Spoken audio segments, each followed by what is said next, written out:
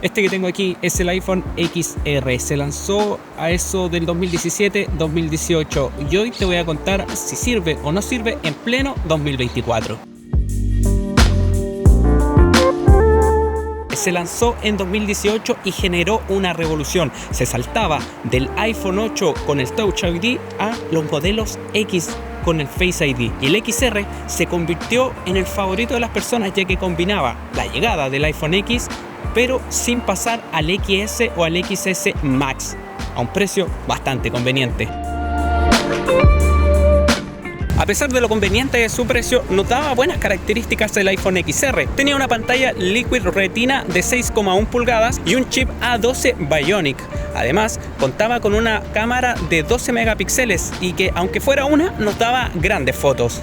Si hablamos de rendimiento en pleno 2024, les quiero decir que el XR, a pesar de ser un modelo de 2018, sigue recibiendo actualizaciones por parte de Apple y está a la espera de lo que es iOS 18. Si me preguntan, creo que el chip A12 que contiene sigue siendo bastante competente en tareas bastante cotidianas para un usuario común, como lo es navegar en páginas web, revisar redes sociales e incluso yo diría que alguno que otro juego. A pesar de solo contar con una cámara en comparación a las tres que podemos ver en los dispositivos más pro de las nuevas líneas de Apple, creo que la cámara de 12 megapíxeles cumple perfectamente lo que podría pedir un usuario común.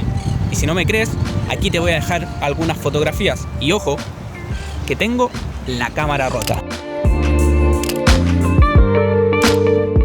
Pero no todo es perfecto, obviamente. Es un producto de 2017-2018 y yo creo que uno de sus apartados más débiles es la batería, en comparación obviamente a los productos que hoy tenemos. Pero en su día, saltar del iPhone 7 al iPhone 8 al iPhone XR fue una verdadera innovación. Sin embargo, creo que la batería del iPhone XR en la actualidad a mí no me sirve, pero creo que a alguien común, a alguien que no le exige demasiado a un celular y quiere tener un iPhone, yo creo que es conveniente. Porque ojo, cuando hablo de que para mí no es suficiente, yo lo ocupo todo el día, cerca de 12, 14 horas de pantalla, y estoy hablando del iPhone 14 Pro Max. Y si lo comparamos con el XR, yo hace un tiempo lo utilizaba 7, 8 horas de un uso moderado y llegaba a final de día.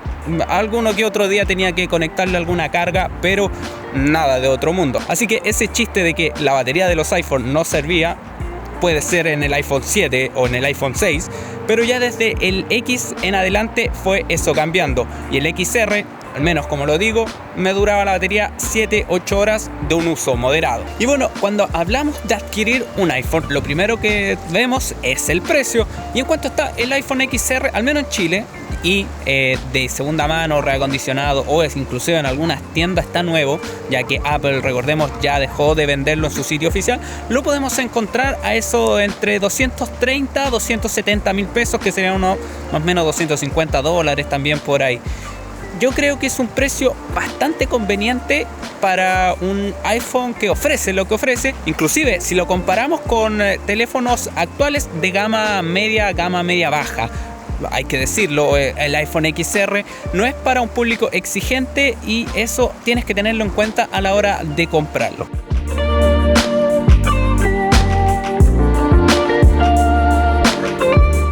Y bueno, en conclusión, para mí el iPhone XR a día de hoy, 2024, con iOS 17.5, ya a punto de salir iOS 18, creo que cumple.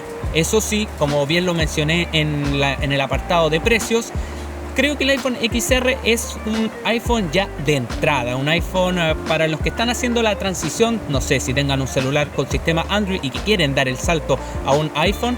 Yo creo que el iPhone XR es un buen inicio también por su precio. Las características, como se los dije, bastante funcionales. A día de hoy podemos navegar en redes sociales, podemos subir contenido a redes sociales si eso es lo que queremos, y lo hace sin ningún problema. Eso sí, como bien mencioné, si lo queremos comparar con algo gama alta, ya obviamente el iPhone XR de hace 7 años no va a cumplir con ello. Eso sí, yo creo que el iPhone XR te va a durar 1 o 2 años más.